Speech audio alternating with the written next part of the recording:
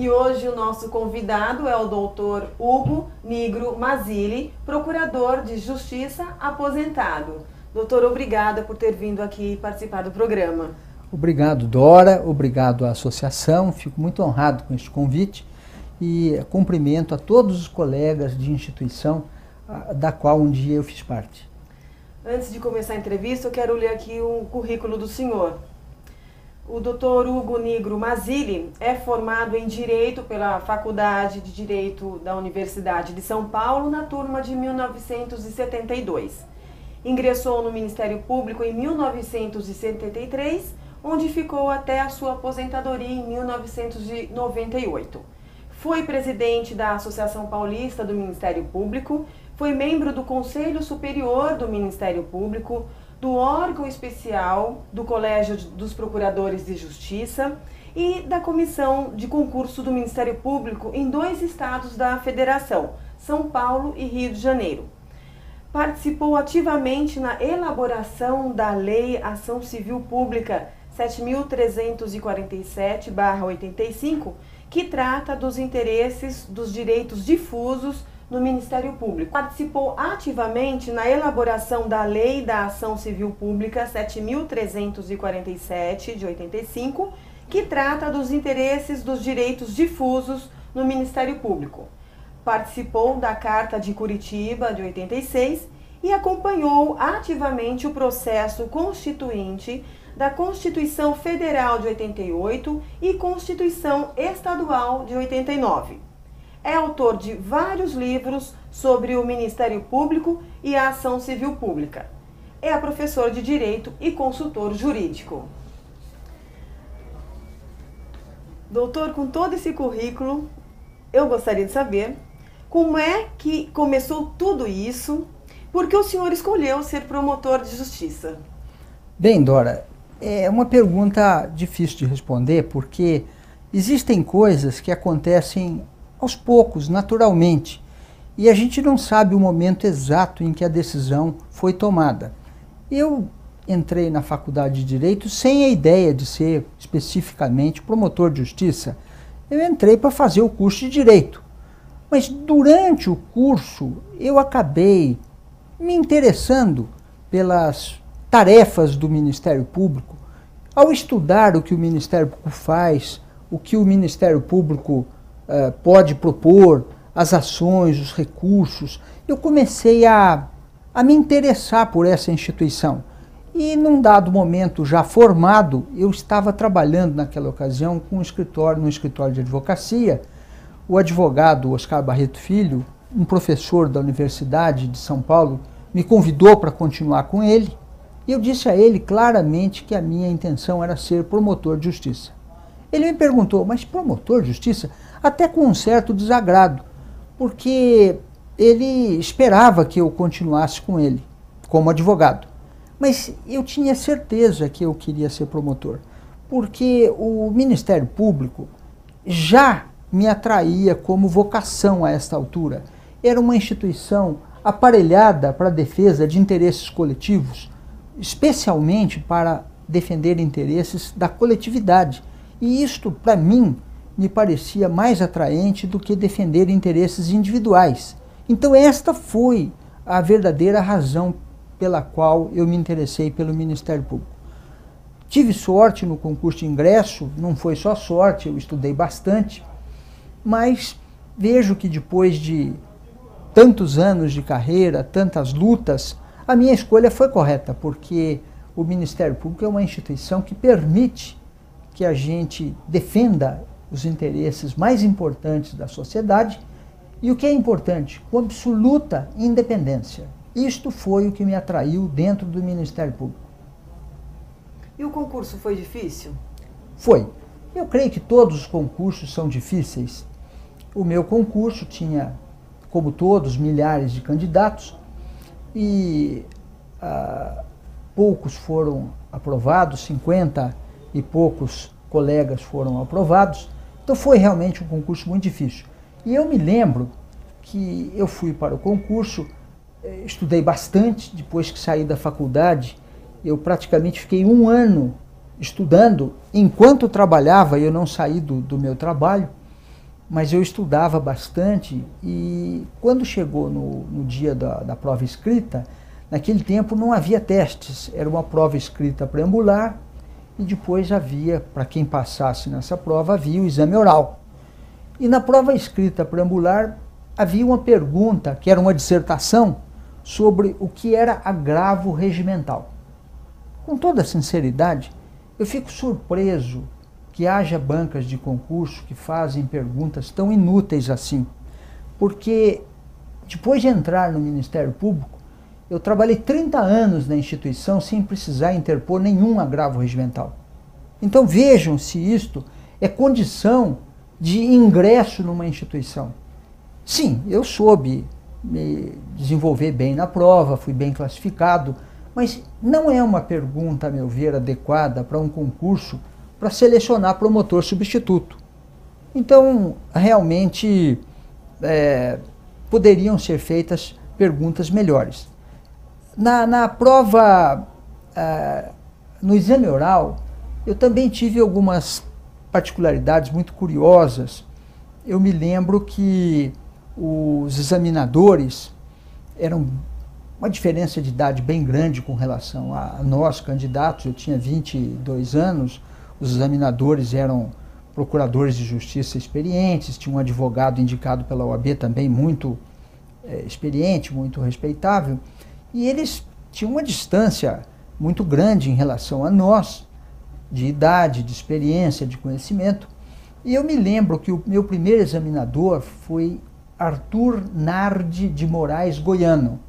Era o examinador de direito penal. E ele me fez uma pergunta sobre o elemento subjetivo de um crime contra os costumes. E eu respondi a ele que o elemento subjetivo daquele crime era o dolo genérico. E ele fez uma expressão de desagrado, de desapontamento, e disse: mas doutor, o Magalhães Noronha não diz isto. Ele diz que aí o dolo é específico. Eu respondi a ele na hora: sim, eu conheço a opinião de Magalhães Noronha a esse respeito. E o Magalhães Noronha sustenta a opinião dele com tais argumentos que eu tinha estudado. Mas com todo o respeito, eu não me convenci por tais motivos. E o doutor Goiano, enquanto eu falava, ele começou a abrir um sorriso largo no rosto de alegria, porque, para sorte minha, o doutor Goiano também não estava convencido dos motivos alegados por Magalhães Noronha. Então eu tive esta sorte de dar uma resposta tida como feliz, como satisfatória, e daí para frente os outros examinadores também fizeram perguntas nas quais eu me saí razoavelmente bem, e inclusive eu tive um resultado muito bom. Eu passei em segundo lugar no meu concurso, o que me deu a mim e a minha família uma alegria muito grande, porque afinal de contas a primeira parte do meu sonho estava conquistada. Eu era promotor de justiça. Depois veio a segunda parte, mais difícil, que é ser um promotor de justiça. Os desafios da comarca, os desafios da carreira. Como é que foi nas comarcas? Como é que bem, eu antes de ir para as comarcas, eu tive um período longo de promotor substituto.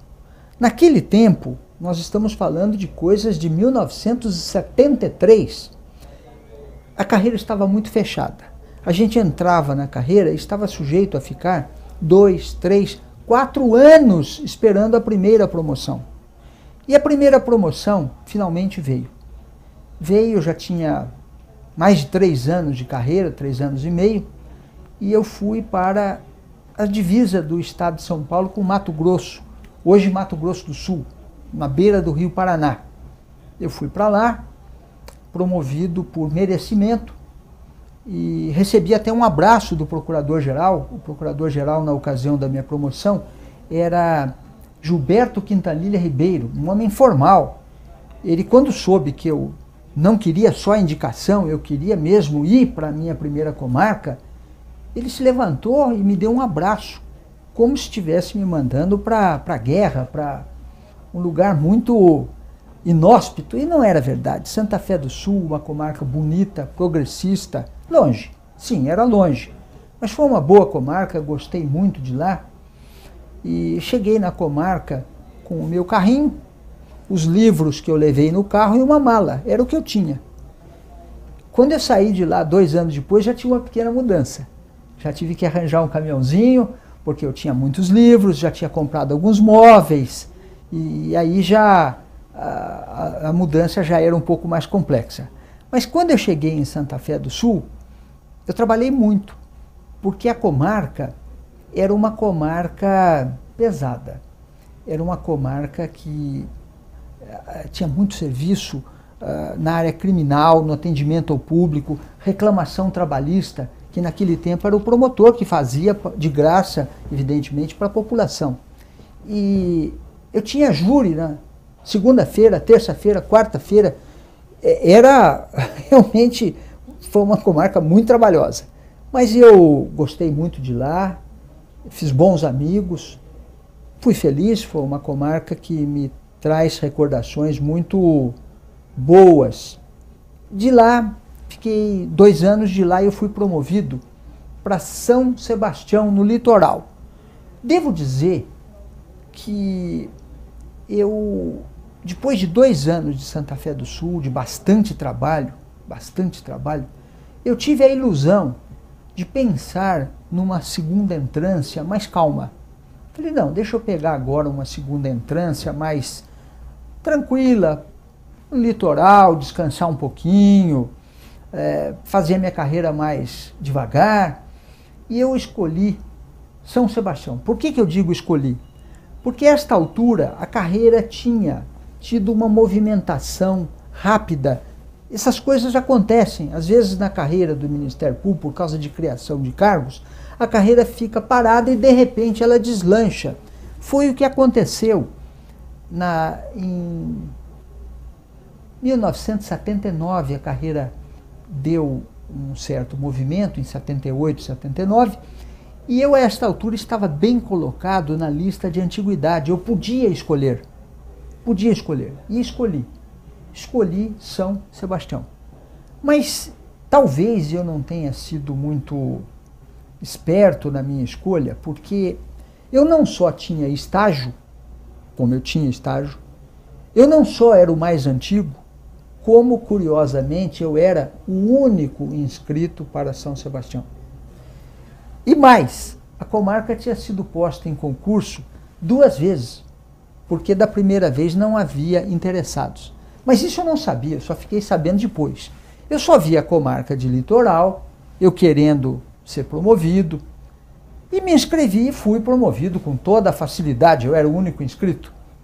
E qual é o motivo de não ter interesse para... Comarca pesadíssima. Ela estava com serviço atrasado. Eu levei 4 meses, contando as minhas férias, eu queimei as minhas férias trabalhando para pôr a comarca em dia. Mas pus a comarca em dia. E a comarca ficou absolutamente em dia durante todo o tempo que estive lá. Aliás, Dora, quero lhe dizer, todas as comarcas onde eu passei, eu pus em dia. Todas. Nunca o serviço me derrubou. Eu sempre derrubei o serviço. Por quê? Esforço. Eu acho que a maior característica que uma pessoa pode ter chama-se esforço, trabalho. E graças a Deus, isso eu tenho. Eu sempre fui muito esforçado, sempre me dediquei bastante. E em São Sebastião, depois de bastante esforço, eu pus a comarca em dia. Manter em dia é mais fácil do que pôr em dia. Aí, uma vez em dia, eu com o atendimento ao público, as audiências, eu trabalhei lá muito tempo com 2 juízes, ao mesmo tempo. Os juízes faziam audiências simultâneas e eu, um promotor só. Como é que eu fazia? Eu fazia audiência em pé. Eu corria de uma sala para outra. Quando era a hora do promotor falar, parava a audiência, eu ia lá, fazia as perguntas, me chamavam na outra sala, eu ia na outra sala. Era uma atividade exaustiva. E eu atendia o público. E os mais diversos assuntos. Mais diversos assuntos. Na área civil, na área criminal, eu era promotor único. Naquele tempo, eu era o único promotor de São Sebastião e Ilhabela não era comarca. Ilhabela fazia parte de São Sebastião.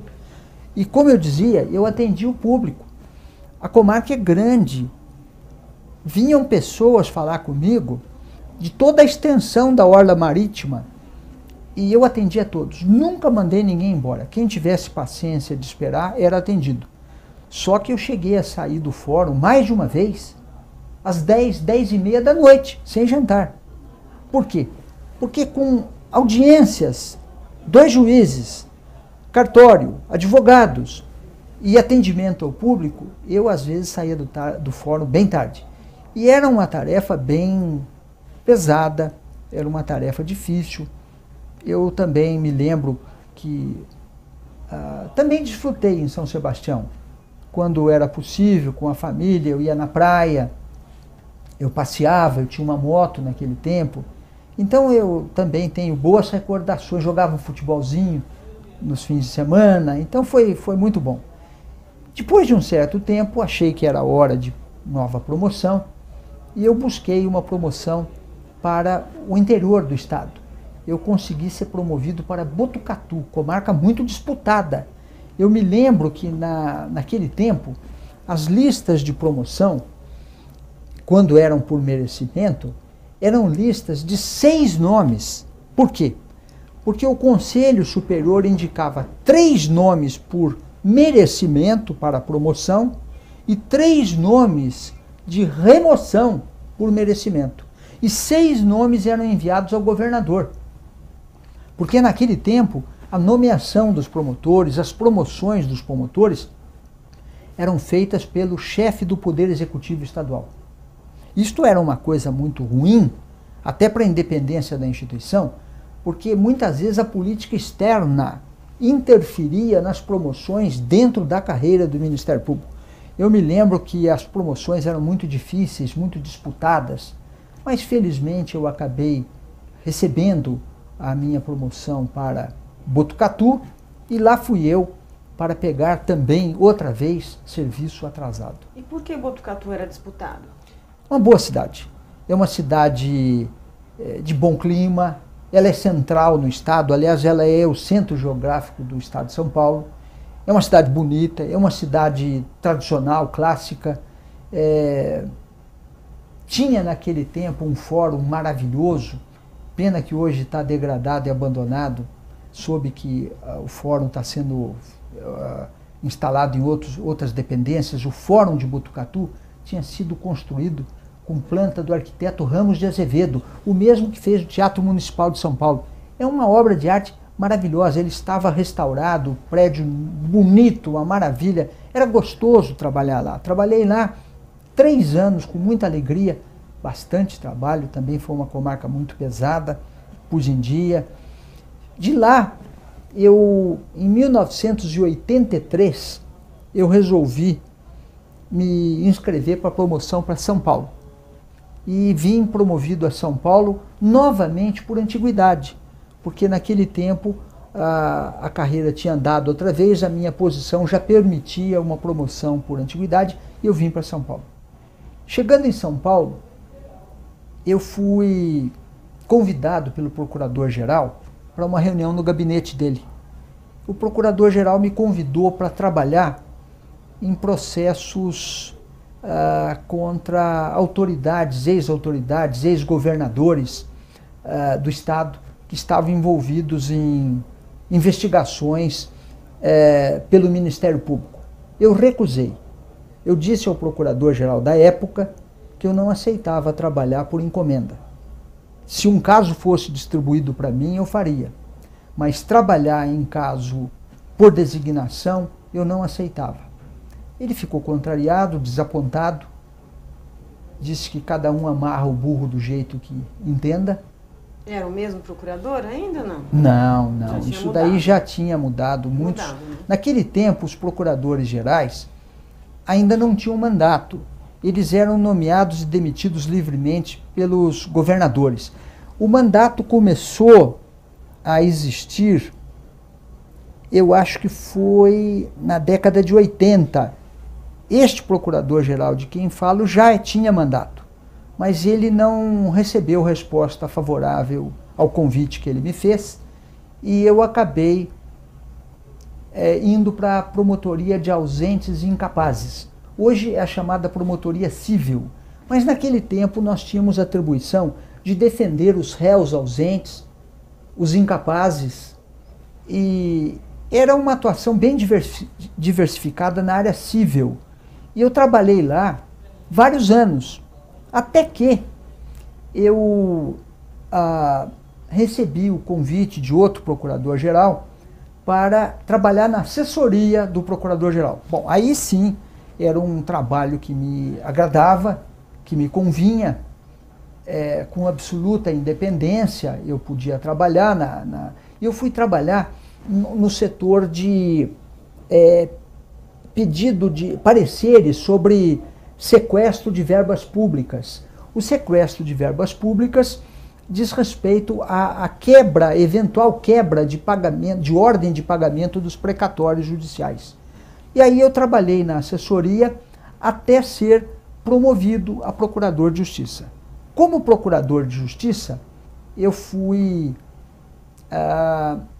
em 1990 ou 91, eu não me recordo exatamente a data, foi no mês de janeiro, eu fui promovido, fui por merecimento, mas já pela 5ª indicação consecutiva. A 5ª indicação consecutiva é aquela que torna obrigatória a promoção. Então, antes do senhor dar continuidade para falar da promoção para procurador, né? Certo. Eu gostaria de fazer um rápido intervalo e a gente continua perfeitamente no segundo bloco. Perfeito. Voltando com Memórias dos Aposentados, no segundo bloco, agora o doutor vai nos contar qual foi a experiência dele na segunda instância. Doutor? Muito bem. Promovido que fui à segunda instância, no começo da década de 90, eu logo comecei a trabalhar nos processos criminais.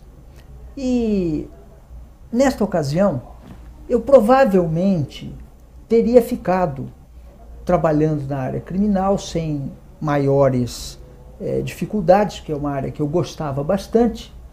Só que aí aconteceu um episódio importante.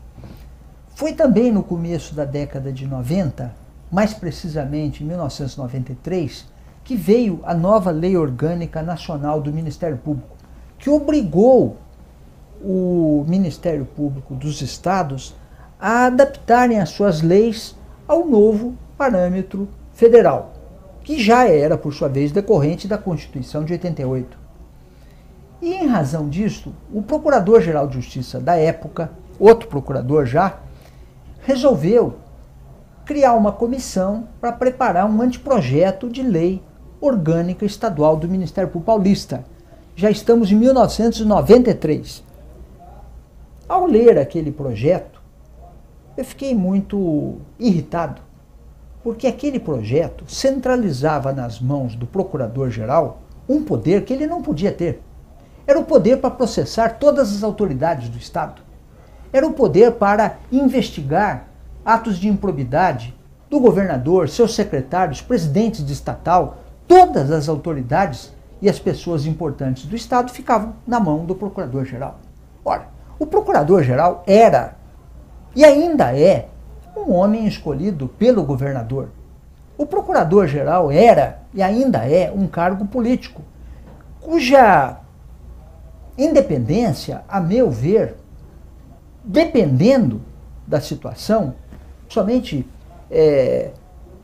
quando ele tem vínculos com a política externa, isso pode criar embaraços para a isenção na atuação profissional, dentro da carreira. E eu me pus contra isso. Eu saí do meu silêncio, fui ao jornal e escrevi um artigo, coisa que de vez em quando eu faço, sempre fiz, dizendo que o Procurador-Geral não era a pessoa mais indicada para concentrar poderes contra as autoridades dentro do Ministério Público. Eu sempre defendi que esses poderes fossem divididos entre os membros da instituição. E estes são escolhidos por concurso e não pelo governador do Estado. E nesta ocasião a instituição pegou fogo. Porque muitos me apoiaram, acharam que eu estava certo, que as minhas críticas eram justas. Mas muitos acharam que eu estava errado, que eu estava lavando roupa suja fora de casa. Ora, como se o Ministério Público fosse uma instituição privada. Como se o Ministério Público tivesse o direito de fazer o que bem quer a portas fechadas. Isto foi um erro daqueles que me agrediram, que me atacaram, porque eu voltei mais forte. Eu comprei a briga. Eu voltei aos jornais. Falei, é isto e muito mais. E fui além. E aí eu fui ao Estado de São Paulo, à Folha de São Paulo, denunciando os vícios do processo legislativo que estava centralizando os poderes nas mãos do Procurador-Geral. O que aconteceu? O pessoal ligado ao Procurador-Geral da época radicalizou ainda mais. Fez o que eu fiz. Eles radicalizaram também. Eu falei, tá bom, então vamos em frente, vamos ver quem tem razão. O que eu fiz? Eu fiz uma coisa que eu não queria. Eu não tinha mais ambição política, eu já tinha sido presidente da associação, eu já estava na reta final da minha carreira. Eu falei, tá bem, eu estou mentindo? Não é verdade o que eu estou falando? Então vamos ver quem está falando a verdade e quem está falando mentira. Eu sou candidato ao Conselho Superior do Ministério Público, contra o Procurador-Geral, contra a associação, contra o Colégio de Procuradores, contra toda a cúpula da instituição. E eu me candidatei.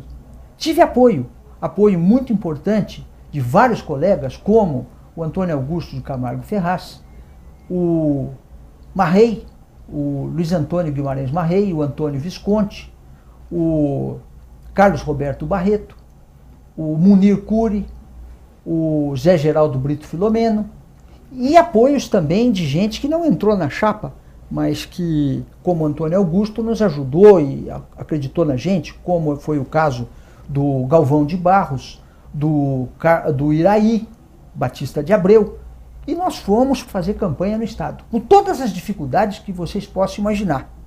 As dificuldades eram tantas que, para vocês terem uma ideia, naquele tempo a associação não dava espaço para a oposição e nem para a situação para falarem nos seus auditórios, para debater os assuntos.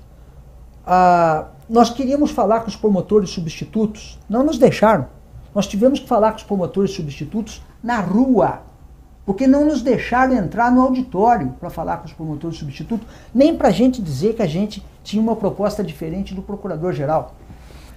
Percorremos o Estado com os nossos carros, corremos o Estado inteiro dizendo, e sendo contestados, porque o Procurador-Geral mandava a sua assessoria para nos contestar em todos os lugares que a gente ia.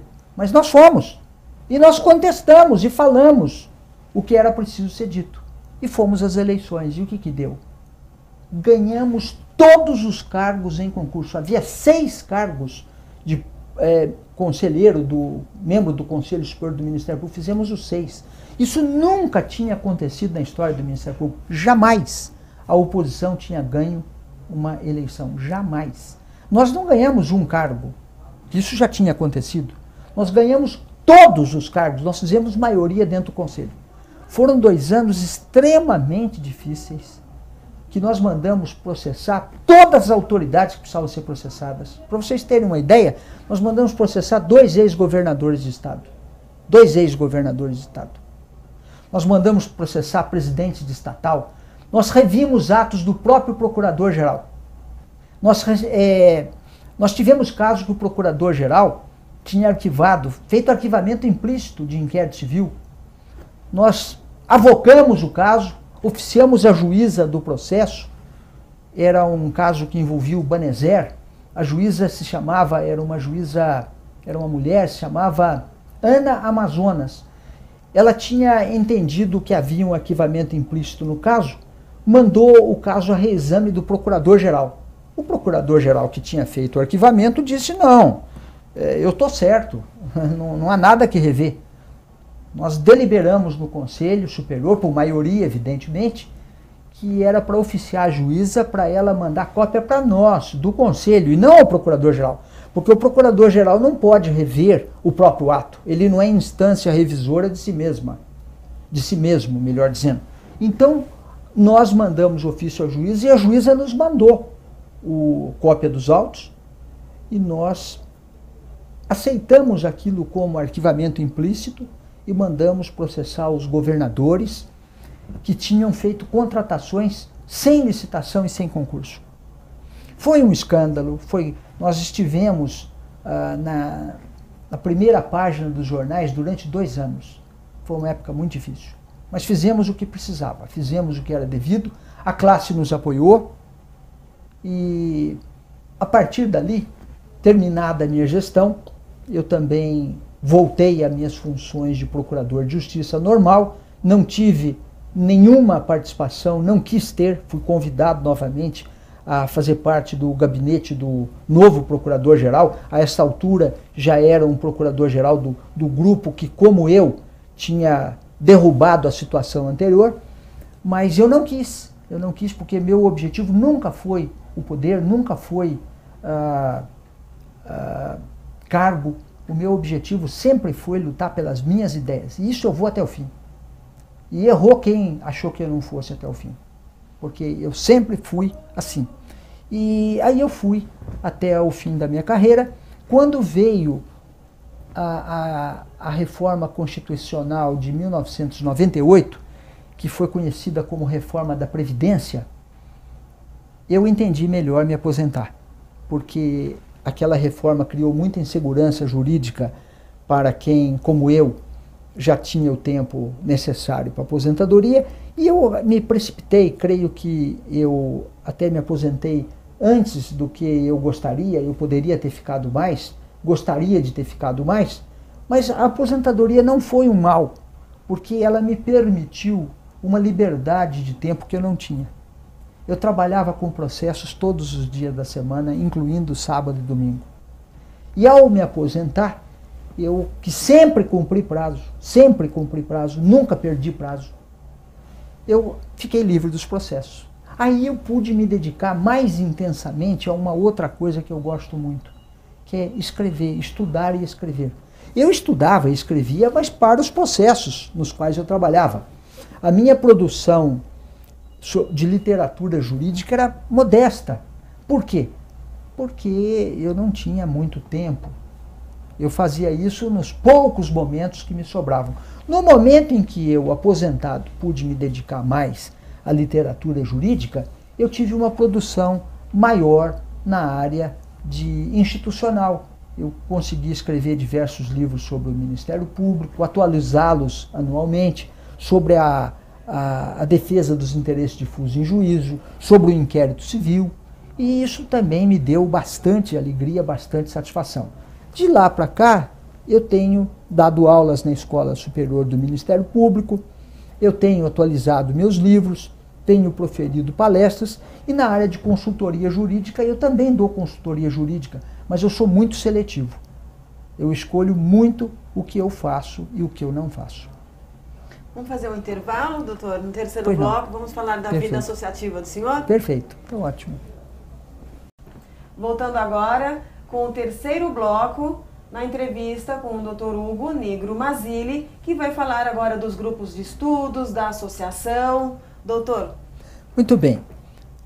Os grupos de estudos tinham sido fundados alguns poucos anos antes de eu ingressar no Ministério Público, mas eles já tinham muito prestígio. Os grupos de estudos eram reuniões informais de promotores para estudarem assuntos ligados à instituição, aos seus problemas nas comarcas. E os grupos de estudos costumavam convidar juristas, pessoas experientes, para discutirem com os colegas da região problemas comuns. E eu era promotor substituto na ocasião. Eu já tinha participado como ouvinte de vários grupos de estudos, e um dia eu estava na equipe de repressão a roubos. Essa equipe era coordenada na ocasião por Álvaro Pinto de Arruda. Melhor dizendo, Álvaro Pinto de Arruda era o coordenador geral dos grupos de estudos em 1976. E ele também fazia parte da equipe de repressão a roubos. Ele como titular e eu como substituto. Ao todo éramos 16 promotores que cuidávamos de todos os roubos da capital, do estado de São Paulo. E um dia o Álvaro Pinto de Arruda, junto com o colega Júlio César Ribas, um brilhante promotor, do qual todos nós temos muita saudade, um exemplo de promotor, os dois me procuraram e me convidaram para fazer uma palestra em grupo de estudos em Bauru. Era uma novidade, era um desafio. Nunca um promotor substituto tinha recebido um convite para fazer uma palestra em grupo de estudos. Eu fui o primeiro. Eles me convidaram, eu estava substituindo Dante Busana. O Dante Busana teria uma palestra num sábado, ele teve um impedimento, e eu fui falar sobre o Ministério Público no processo penal, postura institucional e hierarquia.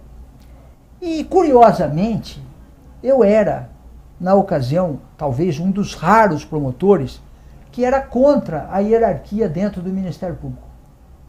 Por quê? Porque eu já era partidário da independência funcional. Nós estávamos na ditadura naquele tempo. Nós estávamos no período mais duro da ditadura. A ditadura que tinha começado em 64, nós estávamos em 76. E eu era a favor da independência funcional. E eu fui para Bauru e disse isto, que o promotor precisava ter independência funcional mesmo em face do procurador-geral. Que o promotor precisava ser escolhido por critérios da lei e não por designação do procurador-geral. Foi um escândalo. Por quê? Porque uma boa parte da instituição não estava preparada para isso. A instituição aceitava o poder de designação do procurador-geral porque o procurador-geral era o chefe da instituição. Isso está escrito na lei. O chefe do Ministério Público. A doutrina falava que o Ministério Público era uno e indivisível. Doutrina, ainda não havia esse artigo na Constituição e nem na lei orgânica. A lei orgânica que falou isso pela primeira vez foi em 1981. Nós estamos em 1996. Aliás, perdão, 1976. E naquela ocasião, eu sustentei que não, que o Ministério Público devia ser exercido por órgãos independentes, órgãos com liberdade funcional. E grande parte dos colegas que estavam presentes, promotores até mais experientes do que eu, promotores titulares, eles se entusiasmaram com a ideia, me incentivaram, me fizeram perguntas desafiadoras, eu respondi. E quando aquilo terminou com grande repercussão, Carlos Siqueira Neto, que foi um dos líderes da nossa instituição na época, ele me convidou para eu apresentar esta tese no seminário do fim de ano de grupo de estudos. Eu aceitei. E eu fui ao seminário. Creio que foi em Serra Negra. Se não me falha a memória, são coisas de tantos anos atrás, não é verdade? Mas eu creio que foi em Serra Negra, em 1976, eu sustentei exatamente isto, que os promotores tinham até o direito de resistência contra o procurador-geral se ele tentasse remover um promotor titular das suas funções legais. E aquilo foi para votação no plenário. E nós ganhamos. Nós ganhamos contra o voto do procurador-geral, dos seus assessores e dos promotores e procuradores mais velhos, que achavam aquilo um absurdo. Achavam que o procurador-geral mandava e desmandava na instituição, podia designar quem quisesse e afastar qualquer promotor do processo quando quisesse. Mas nós ganhamos a tese. Nós ganhamos. E este foi o começo do princípio do promotor natural. Porque o que é o promotor natural? É a existência de um órgão do Ministério Público com funções previstas na lei, escolhido por critérios legais e não por vontade unipessoal do procurador-geral que possa designá-lo ou afastá-lo a seu bel prazer. Nesta ocasião, Jacques de Camargo Penteado e Clóvis Almir Vital de Uzeda, inspirados nessa nossa luta por um promotor com independência funcional, depois do trabalho e da tese que eu tinha feito em dezembro de 1976 em Serra Negra, esse meu trabalho está publicado na Revista dos Tribunais, volume 494, página 269. E também está publicado na Revista Justiça. O número eu não me lembro, talvez número 96, eu não posso garantir o número. Eu tenho aqui anotado, tem 95 tem? barra 175. Olha, então é a Justiça, volume 95, página 175, eu agradeço, falou do princípio adoro. do promotor natural. Exatamente. O princípio, eu não chamava assim, devo reconhecer, que eu falava da independência funcional do promotor, titular de promotoria e com atribuições definidas na lei. Mas Jacques de Camargo Penteado e Clóvis Almir Vital de Uzeda batizaram esse princípio de princípio do promotor natural. E a partir daí o princípio começou a tomar mais forma.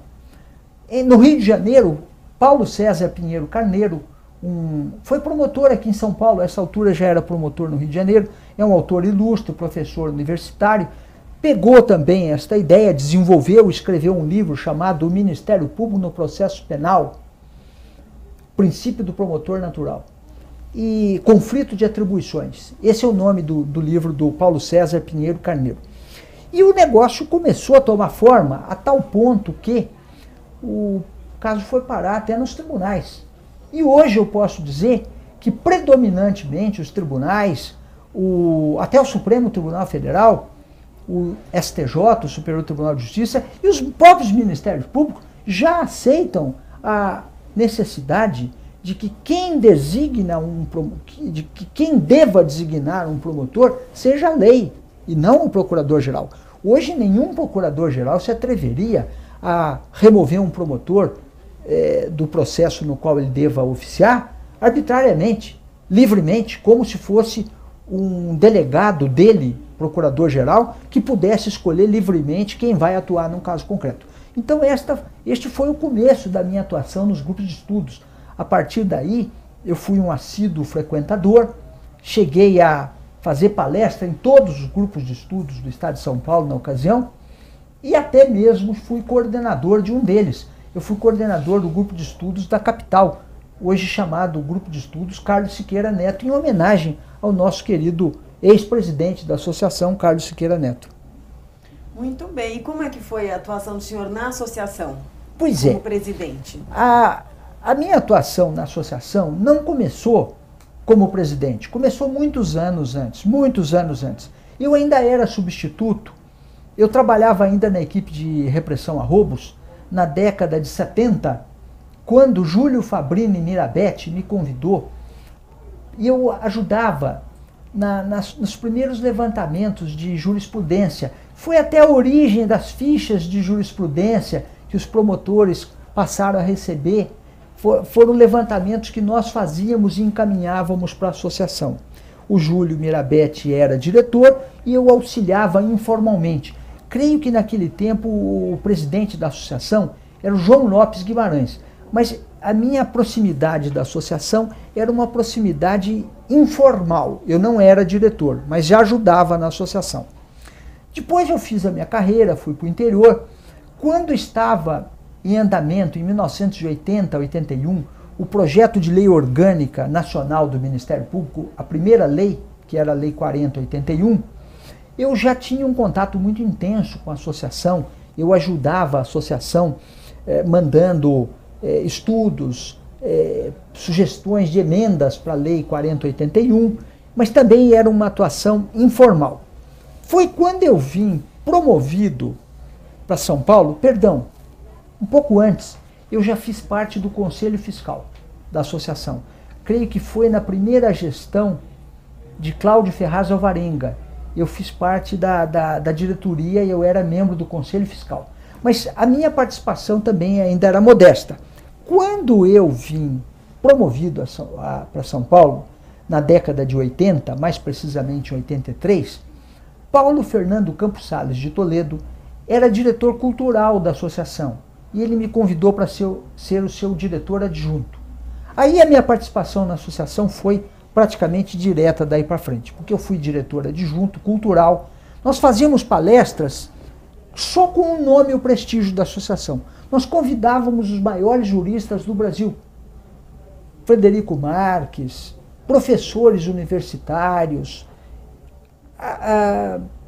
artistas consagrados. Nós não pagávamos absolutamente nada. Nós convidávamos e eles vinham por conta própria para a associação fazer uma palestra, fazer uma exposição. Tal era o prestígio que a associação tinha já desde aquela época. E qual era o critério para a escolha dos convidados? O critério eram assuntos de interesse na ocasião. Se nós tínhamos, por exemplo, a preocupação, como tínhamos, com a exclusividade da ação penal pelo Ministério Público, nós éramos contra o procedimento de ofício, nós não queríamos que o juiz de direito fizesse acusação, isso é um absurdo, o juiz julgar e acusar ao mesmo tempo. Nós convidávamos um grande doutrinador que pensava e já tinha escrito, já se interessava por aquele assunto. Quando era uma exposição, de arte, a gente convidava um artista que tinha alguma expressão cultural e ele ia e fazia aquela apresentação, sem custo nenhum para a associação. Quem poderia frequentar? Todos os associados, era aberto. A associação fazia com muita frequência, a gente restringia mais essas atividades ao centro, à capital. Nós não tínhamos ainda levado todo esse potencial que a associação tem hoje para o interior. Isso veio depois. Naquele tempo, a maior parte da programação cultural da associação, se não quase que exclusivamente, era na capital. Também porque a capital sozinha concentrava metade do corpo associativo da instituição. O senhor se recorda de quantos associados? Na ocasião, nós tínhamos... Quando eu entrei no Ministério Público, eu acho que eram uns 800 associados. Nessa ocasião, já devíamos ser uns 1.500, 1.400, ou talvez um pouco menos. Hoje ela está em torno de 2.000, a instituição cresceu bastante. Mas eu me lembro que quando nós fazíamos essas atividades, eu era adjunto do diretor cultural, que era o Paulo Fernando Campos Salles de Toledo. Quando o Paulo terminou a gestão dele, o Fleury, Luiz Antônio Fleury Filho, que era presidente da associação, ele se candidatou à reeleição. E o Fleury me convidou para ser seu diretor cultural. A mim e ao Benjamin, Antônio Herman Benjamin, hoje ministro do Superior Tribunal de Justiça. E eu e o Benjamin trabalhávamos como diretores culturais. Foi também uma época de bastante atividade, palestras, eventos. E aí aconteceu o seguinte, nesta ocasião, nós já estávamos vivendo o fim da ditadura.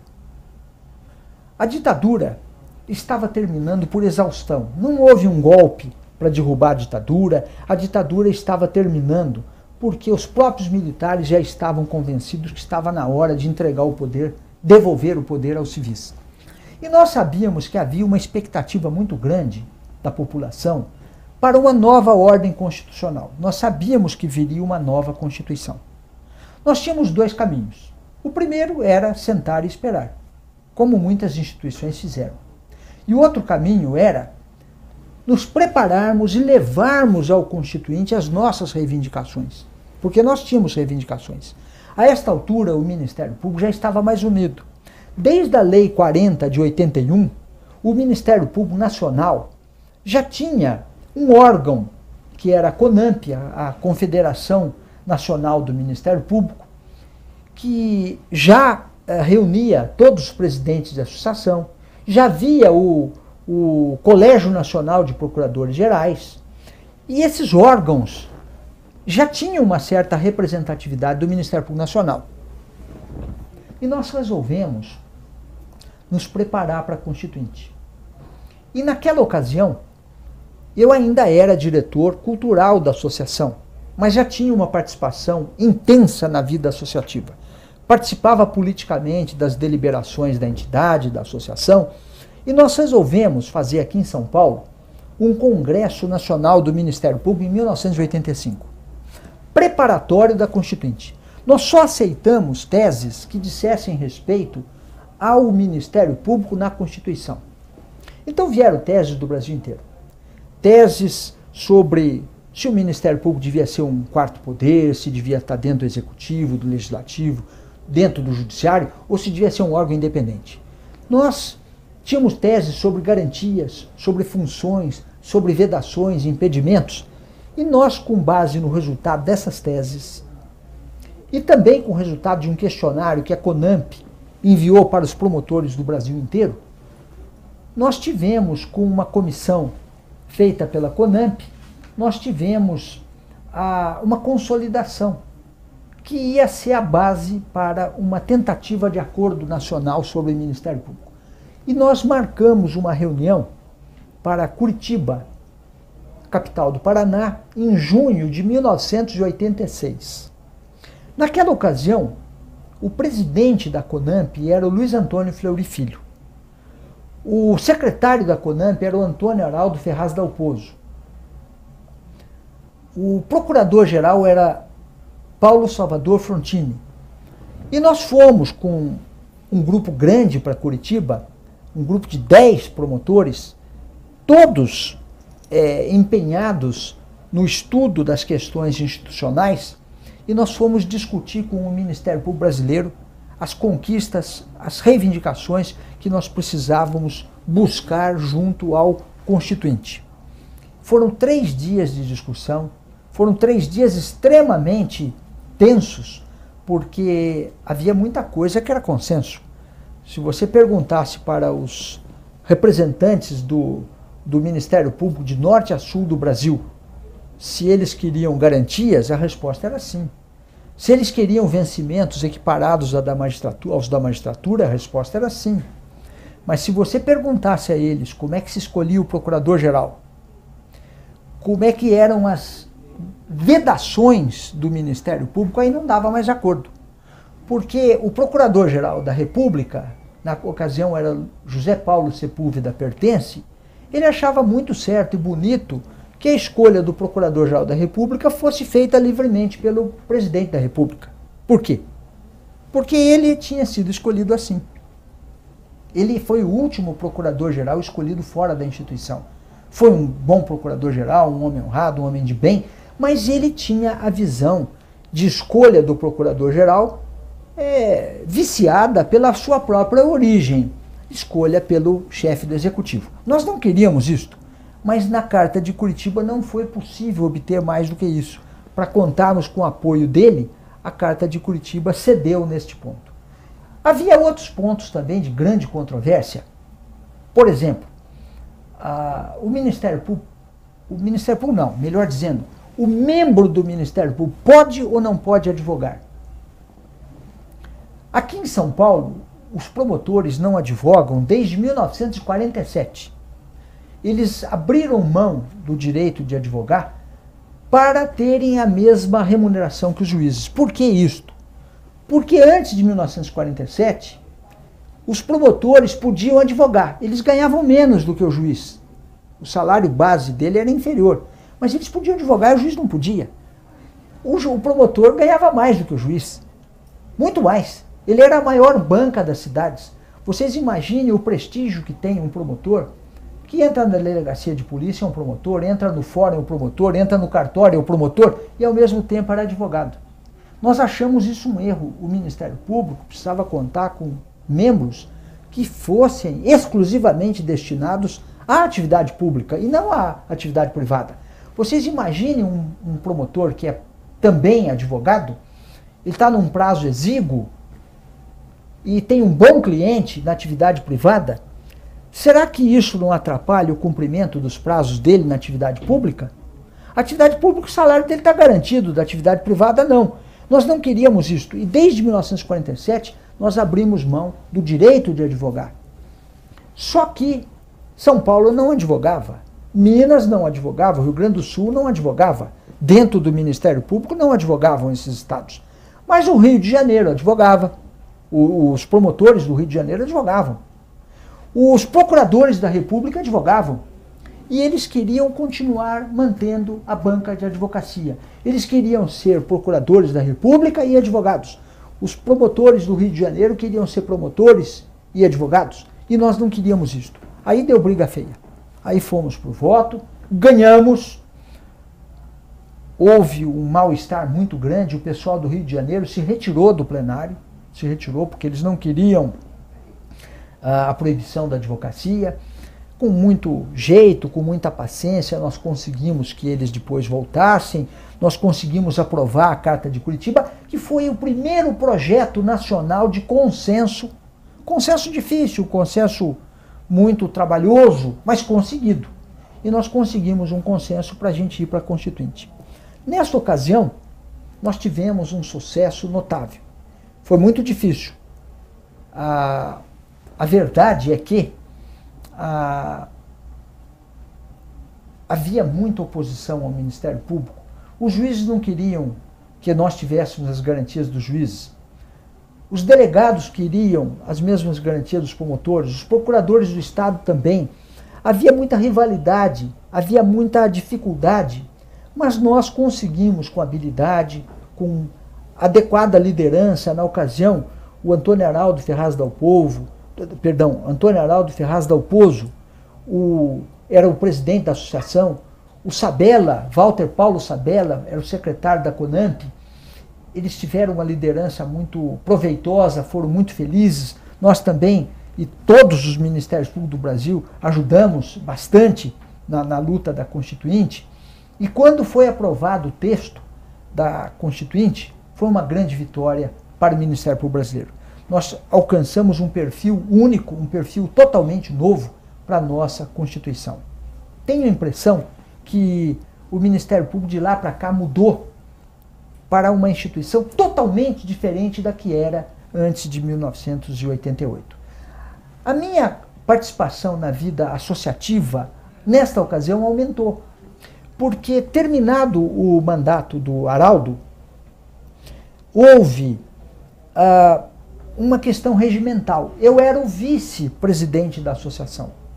E o Araldo, no meio da sua gestão, ele renunciou ao cargo de presidente da associação para se candidatar a procurador-geral.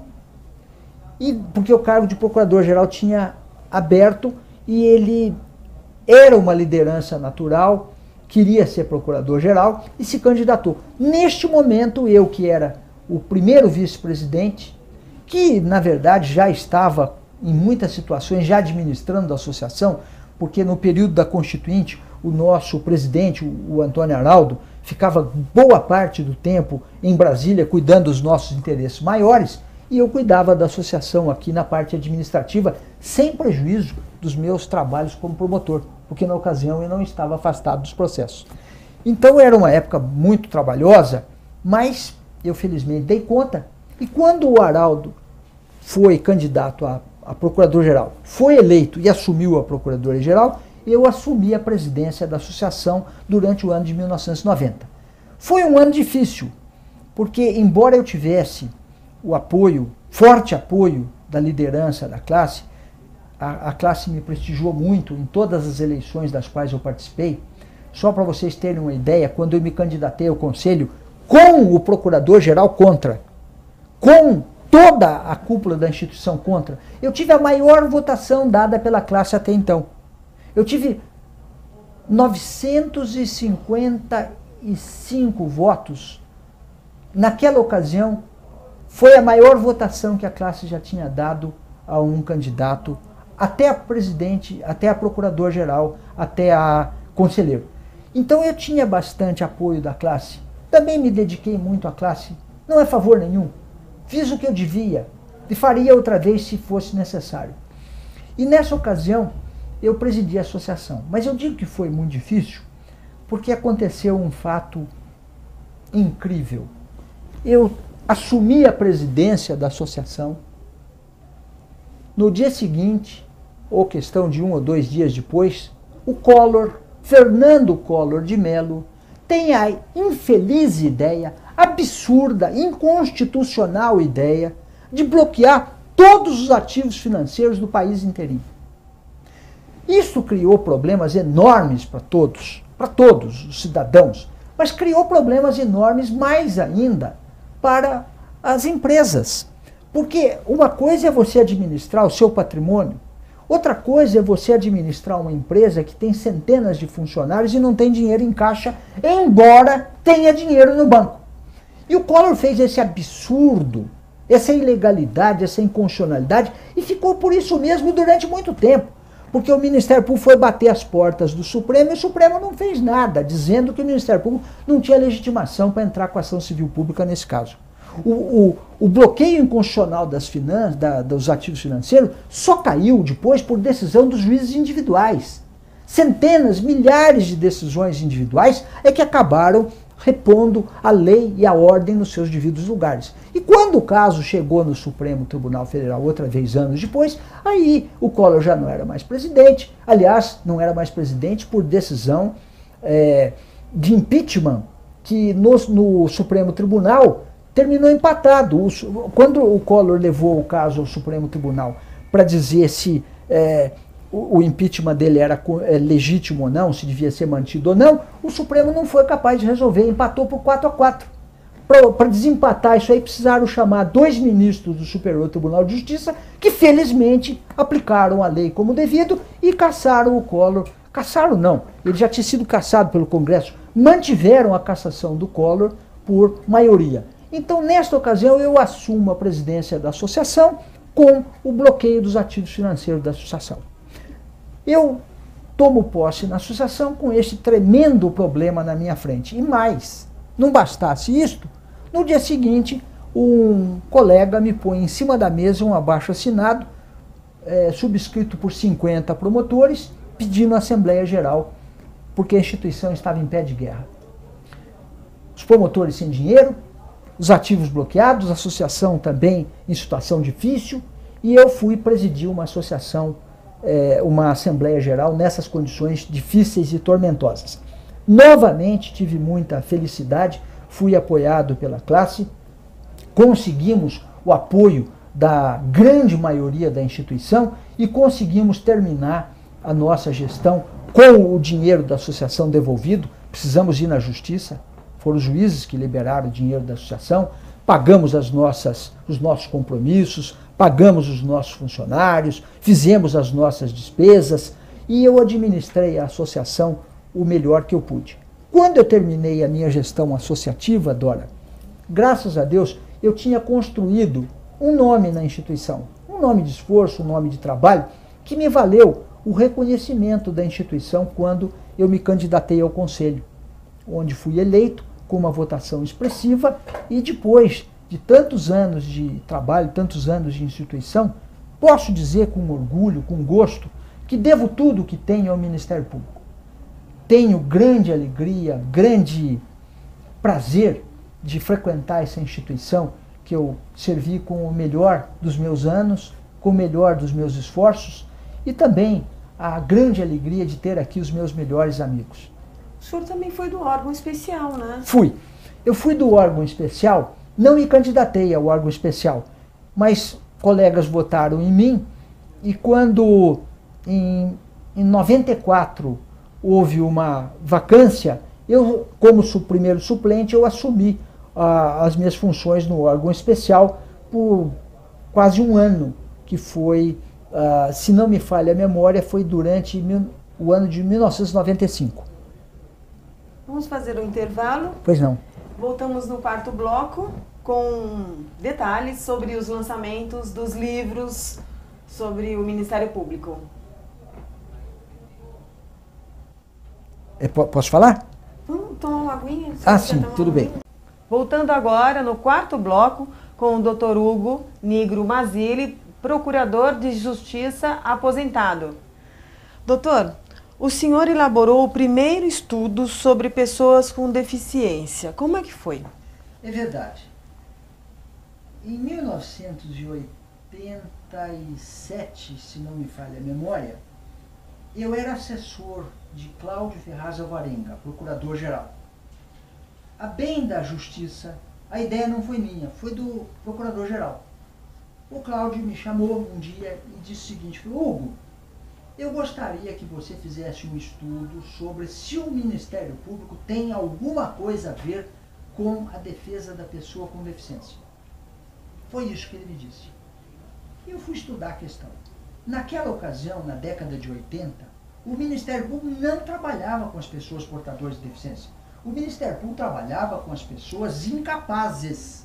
Então, por exemplo, se a deficiência de uma pessoa fosse mental e a pessoa tivesse uma incapacidade mental, o Ministério Público ia cuidar dela não porque ela tivesse uma deficiência, mas porque ela era incapaz para a lei civil. Então, o Ministério Público não tinha atuação nenhuma em relação às pessoas paraplégicas, às pessoas cegas, às pessoas surdas, às pessoas obesas, às pessoas discriminadas. Por quê? Porque essas pessoas não eram, para o Código Civil, incapazes. Então o Ministério Público trabalhava nessa área. Mas quando eu comecei a estudar o problema, eu me convenci verdadeiramente de que aquilo tinha tudo a ver com o Ministério Público. Por quê? Porque as pessoas com deficiência somos nós. Um dia nós fomos pessoas com deficiência quando nascemos. E um dia nós seremos pessoas com deficiência se a idade nos permitir chegar lá. Todos nós temos, ou tivemos, ou teremos, ou podemos ter deficiências. E as deficiências fazem parte da vida humana. As pessoas são inteiras, tendo ou não tendo deficiências. E o Ministério Público está aí para compensar as desigualdades, para lutar pela suplementação das capacidades.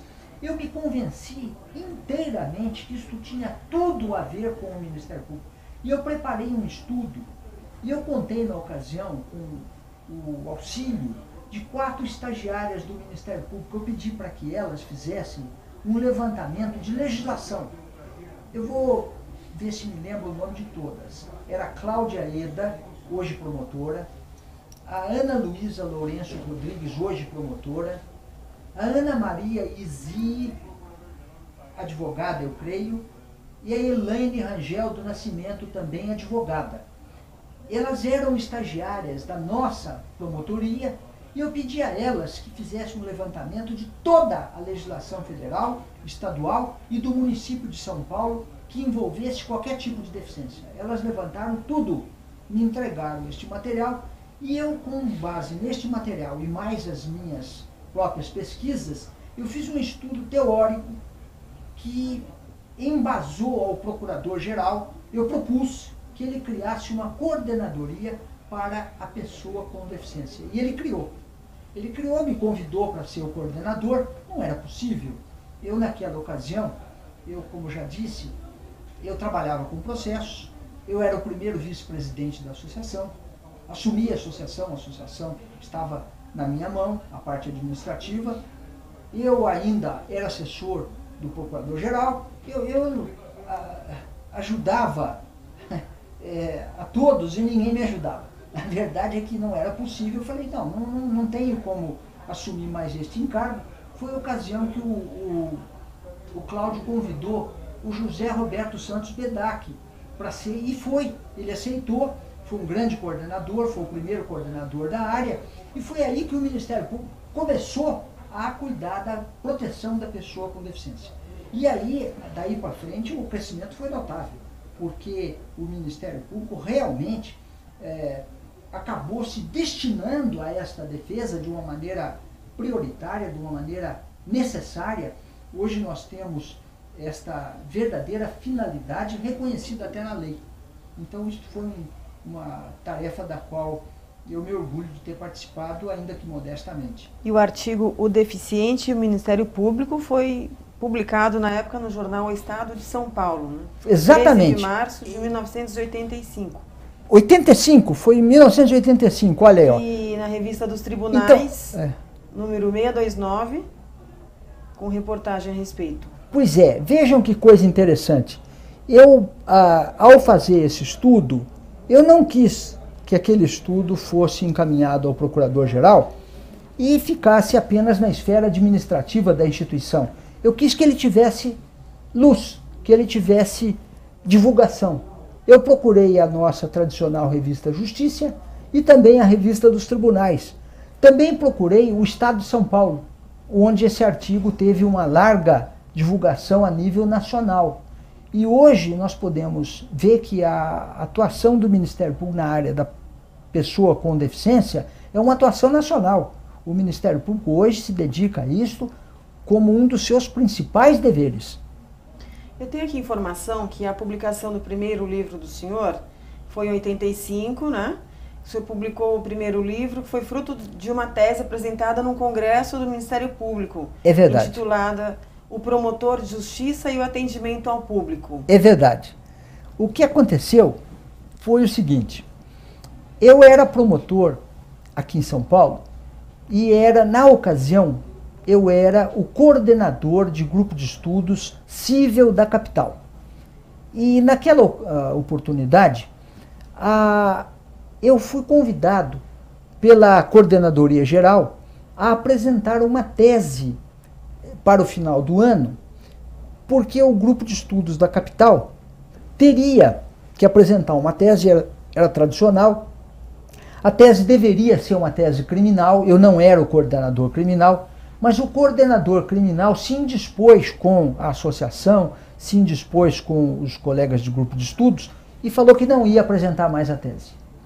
Estava em cima do prazo para fechar o livro de teses e os colegas me pediram que eu fizesse uma tese. Eu falei, mas não tem jeito, eu vou fazer uma tese em 2, 3 dias? Isso é uma coisa que exige estudos, exige preparação e tal. Mas os colegas me pediram, me suplicaram que eu fizesse aquilo, porque senão o grupo de estudo da capital ia ficar sem tese. Isso nunca tinha acontecido.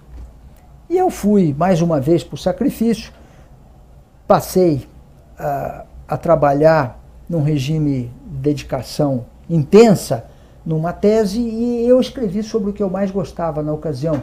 Naquele momento estava me preocupando muito o atendimento ao público. O atendimento ao público pelo Ministério Público, eu considero uma das tarefas mais importantes da instituição. É a origem do nosso ombudsman, é a origem do prestígio social da nossa instituição. Mas tem muito promotor que não gosta. Tem muito promotor que não atende o público. Tem muito promotor que manda o público embora. Fixa número de pessoas para atender, dá senhas. Eu sempre atendi todos os que me procuravam, todos. Nunca pus limite, nunca. Até em casa atendia quando me procuravam. E eu até fui inovador nesta área, eu criei coisas. Eu dava para as pessoas que me procuravam, eu dava para elas uma orientação escrita. Isso existe nas comarcas do interior onde eu passei. Era um formulário que eu pagava do meu bolso, eu anotava o nome da pessoa, o documento de identidade, se a pessoa me fornecesse, se não fornecesse eu escrevia que não forneceu, porque senão a pessoa poderia amanhã usar aquele documento como prova de que esteve falando comigo quando não esteve. Então eu identificava a pessoa quando fosse o caso, dizia o que ela me procurou e qual o encaminhamento que eu tinha dado ao assunto. Por exemplo, a pessoa me procurava, era caso de propor uma ação, eu propunha, eu escrevia. Me procurou, eu propus tal ação, é número tal, foi distribuído para o cartório e tal. Quando a pessoa voltava com aquele memorando, era um memorando, aquilo me ajudava a dar continuidade no atendimento. Eu fiz também um livro de registro de atendimento de casos.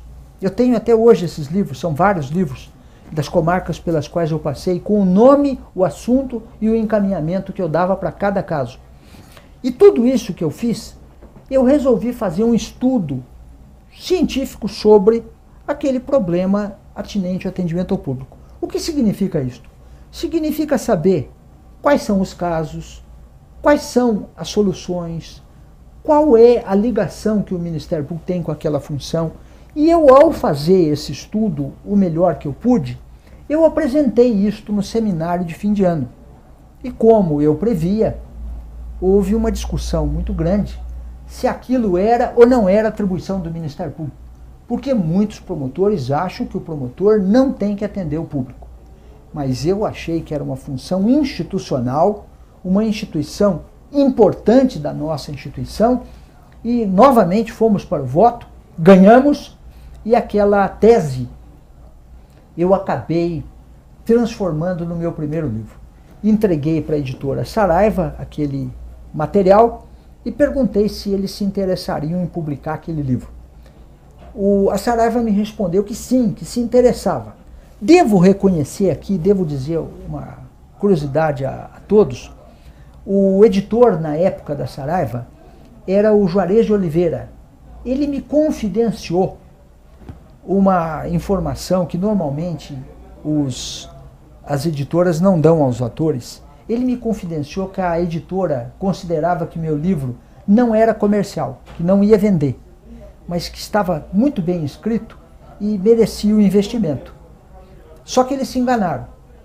O meu livro vendeu todo em um ano, o que é um resultado muito bom para um livro comum e na nossa área jurídica. E a Saraiva me pediu a segunda edição, para um livro que foi publicado assim, mas como uma experiência. O Manual do Promotor de Justiça. Aí foi o que aconteceu o seguinte, aquele livro, ele cuidava do atendimento ao público, ele não era um manual do promotor de justiça, não era, ele não era um manual.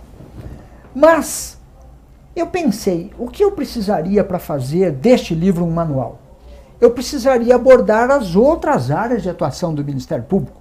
A área civil, a área criminal, o júri, não só o atendimento ao público. Então eu fiz um enriquecimento da obra. Eu transformei aquela obra numa obra mais ousada. Eu transformei essa obra no Manual do Promotor de Justiça. Se aquela obra teve sucesso, esta segunda teve um sucesso muito maior. Foi realmente uma obra disputadíssima e a obra se esgotou, teve várias tiragens. Neste ínterim veio a Constituição de 88 e eu tive que atualizar a obra. Ao atualizar a obra, eu fiz a segunda edição do Manual do Promotor de Justiça. Essa segunda edição, então, teve tiragens de 10 mil exemplares, o que para um livro jurídico é uma tiragem já significativa. E eu acabei, nesta ocasião, cometendo um erro. Eu deixei esta obra sem atualizar durante alguns anos. Por quê? Porque era uma obra muito vasta. O campo total de atuação do Ministério Público é muito extenso. E depois, quando eu fui pensar em atualizá-la, o Ministério Público tinha mudado tanto, tinha crescido tanto, tinha tantas atribuições novas, que atualizar o Manual do Promotor de Justiça deixou de ser trabalho para um homem, passou a ser trabalho para várias pessoas, e eu não pude mais levar adiante esta tarefa. Mas eu fiz o seguinte, eu dividi a dificuldade. Como este Manual do Promotor de Justiça cuidava do Ministério Público na área penal, na área civil, nos interesses difusos, nas investigações, o que eu fiz?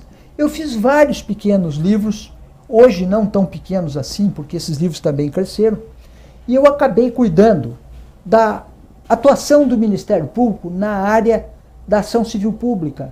É o meu livro, A Defesa dos Interesses Difusos em Juízo. Esse está na 27ª edição. Está no prelo, a 27ª edição. Eu fiz o Regime Jurídico do Ministério Público. Está na 8ª edição, também no prelo.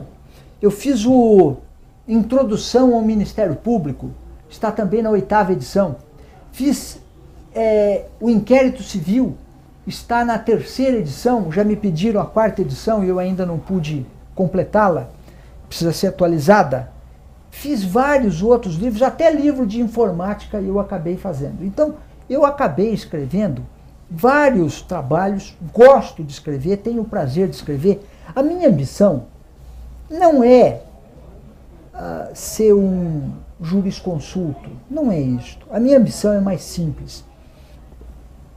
Eu tive esforço e trabalho para descobrir as coisas que eu descobri na minha instituição, para saber aquilo que eu consegui aprender. Eu tive esforço, como todos nós temos.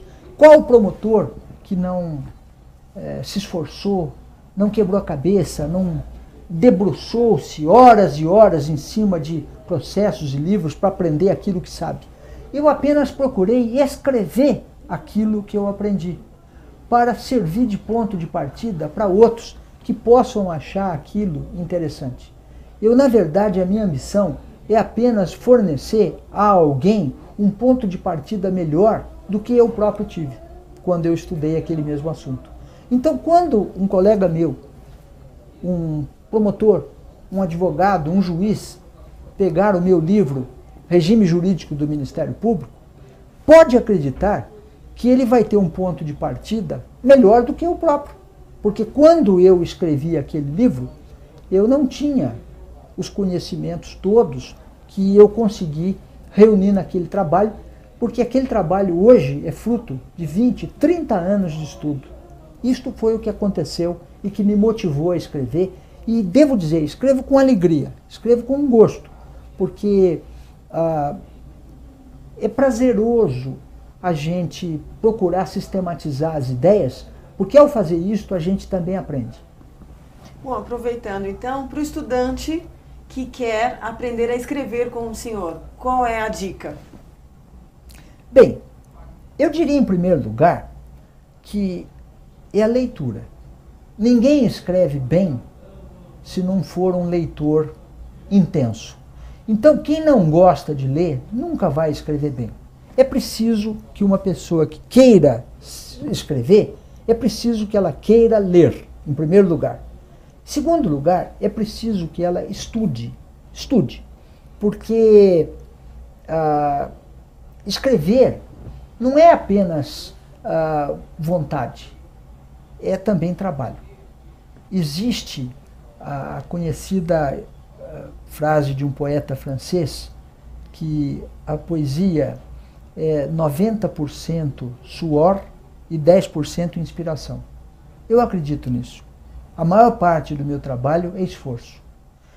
Entra inspiração? Entra sim, entra muito. Eu não sou um repetidor. Eu não pego um livro estrangeiro, traduzo ou adapto as palavras. Eu escrevo as minhas ideias, mesmo quando as minhas ideias não coincidem com os maiores tribunais do país. Eu faço, eu escrevo. Eu sempre tive amor por defender aquilo no qual eu acredito. Isto eu acho importante. Eu procuro criar também. Como? Estudando problemas novos, aceitando desafios novos. E por fim, Dora, você pergunta o que é preciso para escrever. Eu acho que também é necessário ter dom. Todas as pessoas têm dons. Os dons são características que são repartidas no mundo. Mas elas não são, os dons não são iguais. Os dons variam. Tem pessoas que têm dons para música, tem pessoas que têm dom para arte, para poesia, para o esporte. Para muita coisa existe dom. Todos nós temos dons. Eu não conheço ninguém que não tenha dom. As pessoas têm dons. Eu tenho a impressão que eu devo ter alguma facilidade, algum dom para escrever, porque, na verdade, desde menino, eu sempre me entusiasmei pela escrita. Meu primeiro trabalho publicado, eu tinha 9 anos de idade. Era uma criança, fui publicado numa revista infantil, chamada Brincando e Aprendendo, ou Brincar e Aprender. É uma revista que era publicada no Rio de Janeiro. Então, eu sempre tive esta vocação, e acredito que a soma de dom, a soma de esforço, a soma de estudos, a soma da leitura, tudo isso acaba produzindo algum resultado num cadinho, e esse cadinho acabou produzindo as obras que eu acabei escrevendo. Eu tenho mais de 15 ou 16 livros individuais, mais alguns em coautoria, e sem contar as reedições, porque eu considero uma reedição um livro novo. Quero dizer que eu não me limito a pegar um livro e reeditar trocando uma vírgula, pondo um acento. Não, eu reescrevo.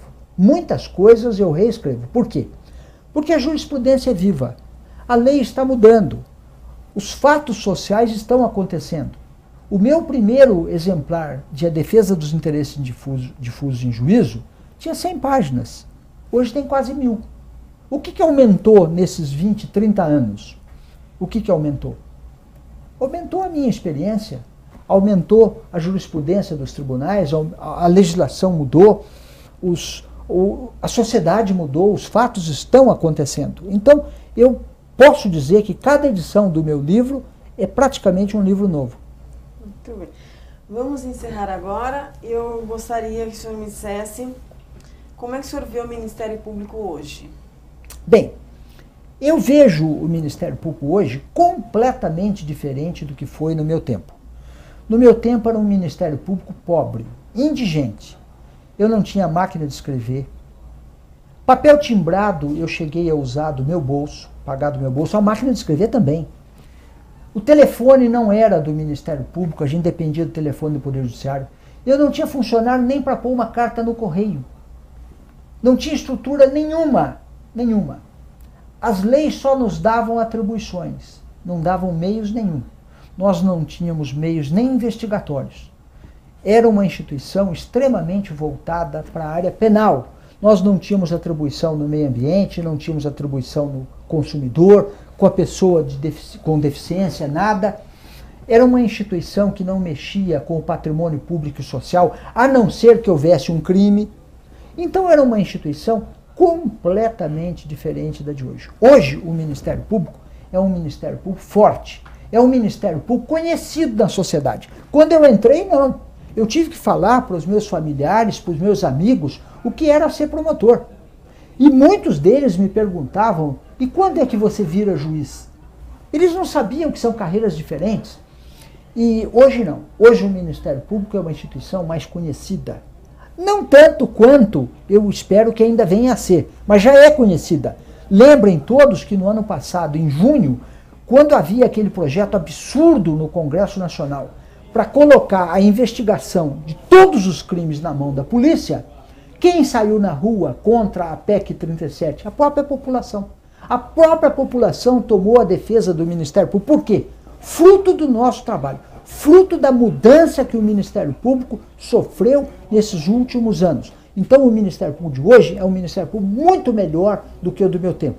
Só que tem uma coisa, é um Ministério Público muito mais difícil. Para hoje ser promotor é muito mais difícil do que no meu tempo. Por quê? Porque hoje o promotor é procurado por causa do lixo ambiental, por causa da poluição, por causa do consumidor, por causa da pessoa discriminada, por causa da improbidade, por causa da administração inconsequente ou incompetente no município. Então hoje o promotor é muito pressionado e hoje é muito difícil ser promotor.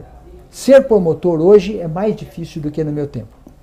Doutor Hugo, em nome da associação, eu agradeço essa preciosa entrevista que o senhor nos concedeu. Muito obrigado. Fica o meu abraço aos meus queridos colegas e a minha homenagem à Associação Paulista do Ministério Público. Quero dizer a todos que eu tenho muito orgulho de ser sócio da Associação Paulista do Ministério Público, uma entidade que sempre esteve ao nosso lado e ao lado do Ministério Público nos momentos mais importantes da nossa instituição. Muito obrigado. Obrigada, doutor.